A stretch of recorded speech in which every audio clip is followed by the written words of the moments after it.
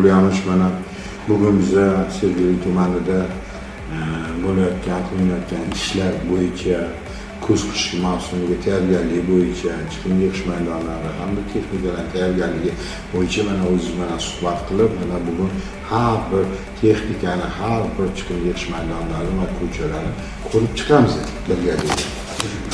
Qishga tayyorgarlik bo'yicha qanaqa ishlar qilinyapti va qanday ishlar qoldi qilinmasdan, shular to'g'risida ozgina ma'lumot bersangiz. Sergeli maxsus avtotransport filiali hozirgi kunda Sergeli tumanidagi 34 ta mahallaga xizmat ko'rsatadi. Bizda filialimizda 21 ta chiqindi tashish transporti mavjud. Hammasi shay holda, hammasi yuradi. Sergeli tumanida biz xizmat ko'rsatadigan mahallalarda yuqori qavatli mahallalarimizda 64 ta chiqindi yig'ish shoxobchalari bor. Ular hammasi joriy ta'mirdan chiqqan, hammasida elektr energiya, suv, hammasida bor.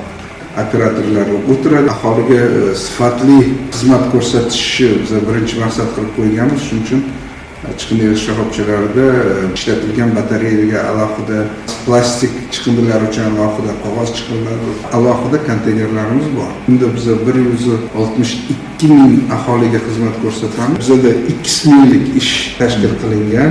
Bir kunda o'rtacha 150-160 tonna chiqindi biz Sergeli tumanida shu 32 ta mahalladan olib chiqib ketamiz.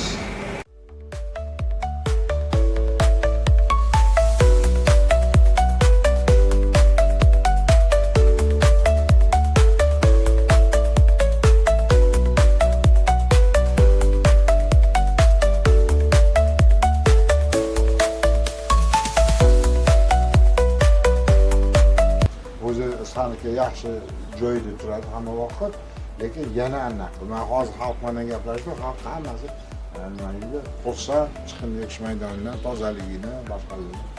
Xuddi shunday ishlab turdi. Xotin